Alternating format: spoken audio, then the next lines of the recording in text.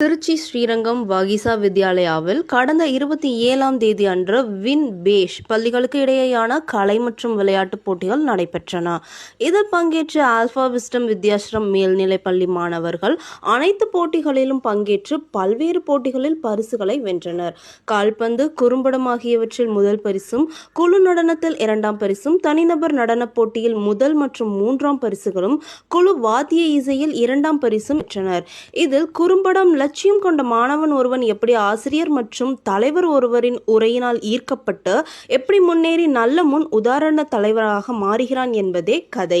இதில் அஜ்மல் மற்றும் அஃப்ராஸ் லட்சிய மாணவனாகவும், பாலபிரகல்யான் தந்தையாகவும், மோஹித் அரசியல் தலைவராகவும் முக்கிய கதாபாத்திரத்தில் நடித்தனர். ஒளிப்பதிவாளராக முஷ்டக், உதவி இயக்குநராக ஆலன் பால், இயக்குநராக பசினியோ தங்கள் பங்கை அளித்தனர். ரஜான் திரைக்கதை எழுதியும், அப்துல் பாசித் எடிட்டராகவும் தங்கள் பங்களிப்பை அளித்தனர்.